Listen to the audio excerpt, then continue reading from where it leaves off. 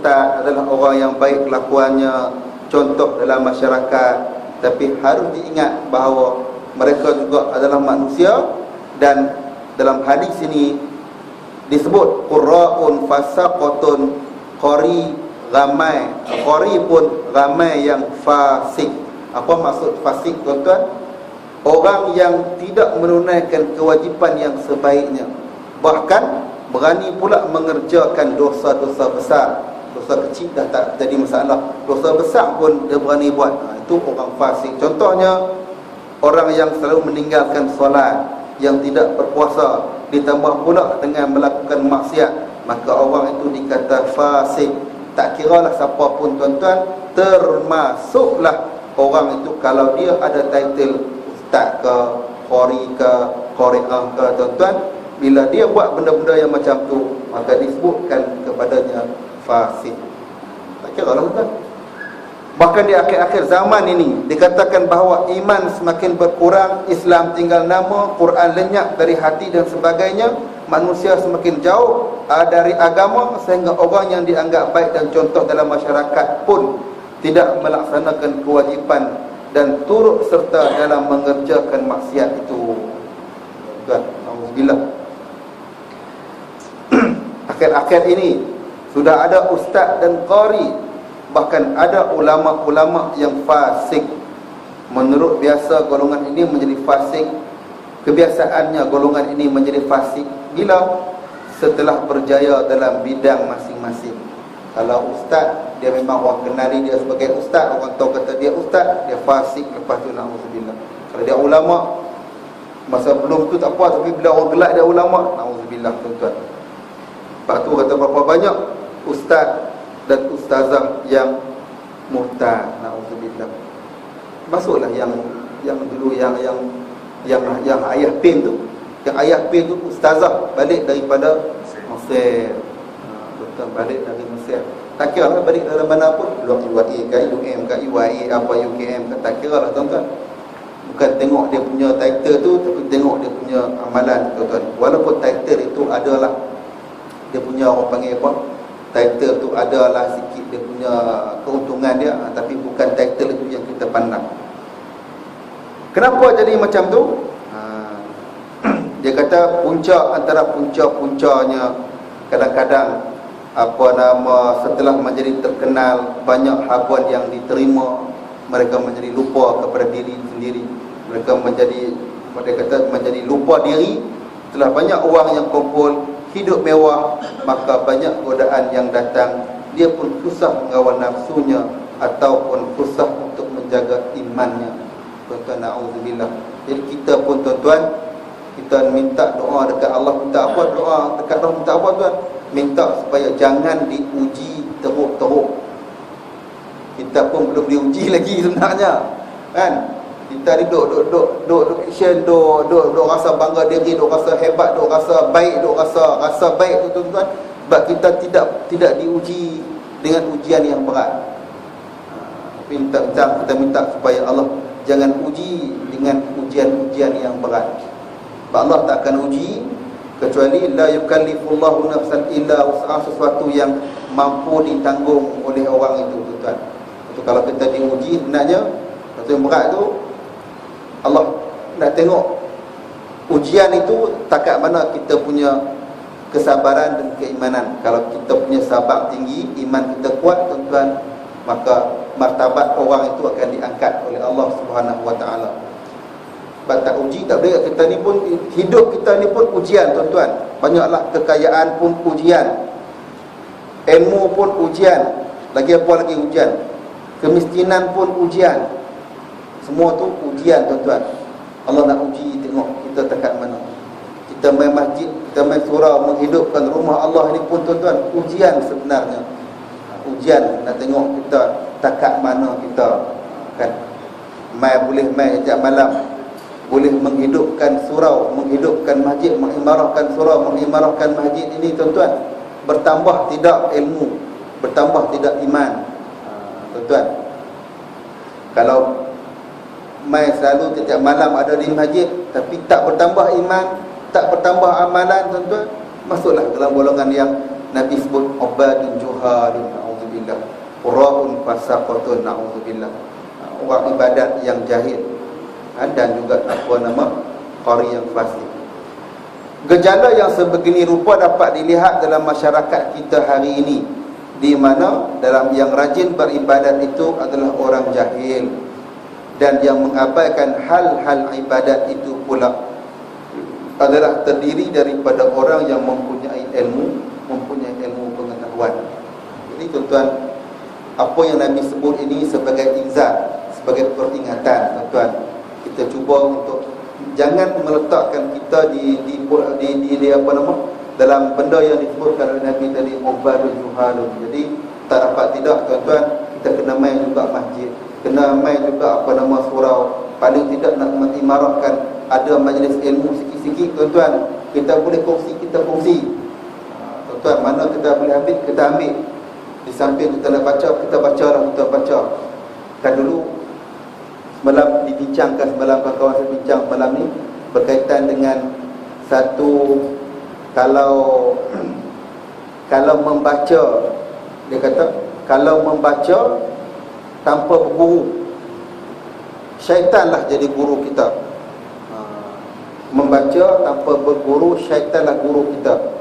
Jadi ada orang sebut kata ini hadis Nabi, ada yang kata bukan hadis Nabi. Jadi wallah, saya pun tak pasti, tak jumpa lagi, tak cari-cari lagi pun sebenarnya.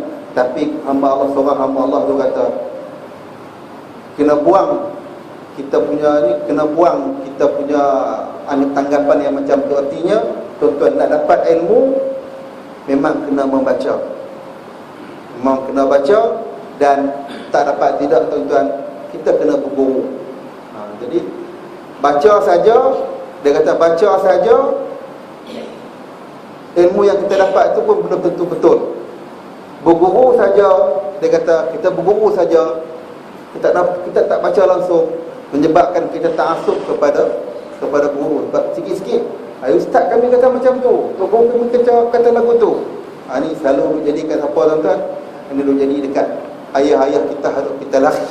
Ayah-ayah kita hadapi pergi mengaji hari Jumaat, hari pergi mengaji di pondok-pondok, kadang-kadang depa sikit-sikit tu guru depa lah. Kalau guru tu kena sahak apa lain, Haji Sahak kata bukan macam tu, depa ta'assub dekat Haji Sahak. Baca tak? Jadi perumusan dia nak dapat ilmu yang ni, tuan-tuan, membaca dan berguru. Abang kata baca pun perlu, berguru pun perlu, menghadap tu guru pun perlu, membaca pun perlu, tuan-tuan.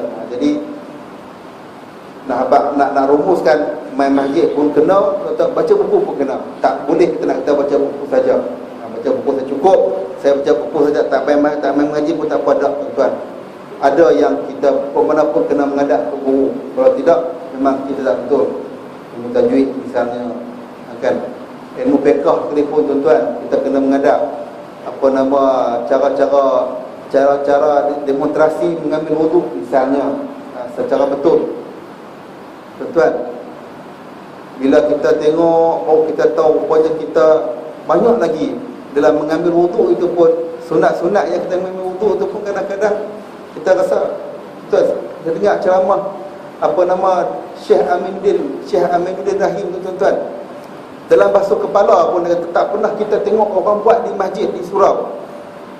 Basuh kepala ni, kepala akan basuh, kepala kita kata sapu, menyapu kepala, menyapunya yang rukunnya menyapu bahagian kepala. Sunat yang kita dengar di bahagian bubun ni, bahagian sapu, bahagian bubun. Pasal apa bahagian bubun? Sebab mudah dikatakan roh akan ditarik melalui bubun. Tapi pernahkah dia kata kita melihat orang basuh kepala, nak basuh semua kepala tu? Tak pernah tengok, kita tak pernah tengok orang basuh kepala. Dia kata sunat basuh semua, bukan sunat sapu semua kepala tu dengan menemukan dua jari ni. Dia kata basahkan kita punya tangan ni, letakkan jari kita di lipat ni dia kata, temukan dua jari ni di atas, dia kata, tarik mai ke belakang, tarik ke depan balik, tu dikira sekali. Kita pernah tengok orang buat di surau tuan. Tak pernah. Kalau kita buat pun orang pasti, orang ni basuh itu ya. Basuh itu ya. Kan? Kalau buat kita sunat ni, kita sunat yang nak kata nombor satu sunat apa nama, bila basahkan dua punya tangan ni, pegang tok di ujung ni, kita tarik mai ke belakang, sing balik. Tak apalah kita tak buat kat surau, kita buat orang tak kita pelik tuan-tuan, kita ambil yang main rumah kita buat. Kan? Basuh, nak basuh kepala ni, basuh kepala. Nak menyapu, sorry bukan basuh, menyapu. Basuh kena basuh semua ni, menyapu tuan. Menyapu kepala tadi, nak ambil sunat tadi. Kita kena tengok orang buat. Pasal apa? Allahu a'lam. Kita tak tahu sebelum ni. Tuan-tuan. Kita tak tahu pun. Nak basuh telinga ni, nak basuh telinga tuan-tuan. Macam kita basuh telinga, nama sunat tu. Kita biasa letak telinga, kita letak satu jari dalam telinga, satu ke tepi, tolak ke depan. Kita rasa betul dah. Boleh tengok kita umpamanya bila masuk sini, tarik ke depan, kan? Lepas tu tarik pula masuk ke belakang ni tuan. Masuk, lepas tu pusing pula masuk yang ke dalam ni. Kita nak buat dah umpamanya tak sampai yang dalam telinga.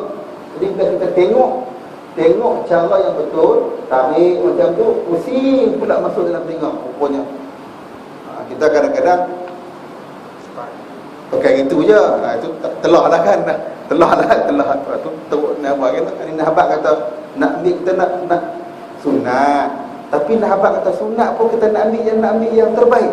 Dalam sunat nak ambil yang terbaik tuan. Itu telinga kan. Macam basuh, yang wajib basuh sampai ke apa ni, ke siku ni, dia kata sampai ke siku, bukan dekat siku, bahkan melebihi siku. Kita kadang-kadang ambil ayat semayang kan, sah kita ambil apa, kalau ayat baik tu kita selalu betul baik kan, selalu betul kuat apa mungkin sah, tak ada masalah. Tapi kenapa kita tak ikut sunnah Nabi dalam ambil wudu? Nabi lebih suka basuh daripada, dan Quran pun sebut wa aydiyakum ilal marafiq, wa aydiyakum ilal marafiq, artinya daripada tangan ni ke siku. Jadi dia kata sedaya upaya cuba untuk nak daripada tangan sampai ke siku. Sah kita basuh siku, kita kita kuat siku pun janji basuh, sah, tak nafikan sah. Tapi dia kata nak ambil yang apa nama tu, nak ambil yang terbaik tu kan? Lepas tu gosok-gosok semua tu banyaklah tuan-tuan. Kalau kita nak mendetailkan cara disebut itu wudu yang sesempurnanya, sehingga tuan-tuan banyak lagi dalam mengambil wudu. Itu pun yang kita buat selama ini hanya sekadar boleh sah, mengesahkan itu semata-mata. Tak terima kau, dia kata tentu bukan saya nak bicara soal terima tak terima, sah insya-Allah. Tapi kita nak, orang kata 5 tahun dah duduk di surau masjid ni kan, macam tu juga kita punya apa, orang panggil apa, kita punya ambil macam tu juga. Artinya tuan-tuan, kita tidak ada ayyutqinahu, kita tidak ada dia punya, orang panggil apa, kita punya istilah tersebut ilman lah, tak ada ilman. Patutnya dapat PhD dah. Dapat PhD dah kan. Tapi lagu tu juga, mayang pun lagu tu juga kan. Tu tak tengok baca doa pahmi mayang pun semua kan. Jadi tuan-tuan, mana yang baik itu kita jadikan insya-Allah. Tuan-tuan, kita jadikan pengajaran, yang tidak baik itu minta maaf, kita jadikan pengajaran. Jadikan teladan, mana-mana ucapan yang menyinggungkan saya minta maaf. Aku qouli hadza, astaghfirullahalazim. Assalamualaikum warahmatullahi wabarakatuh.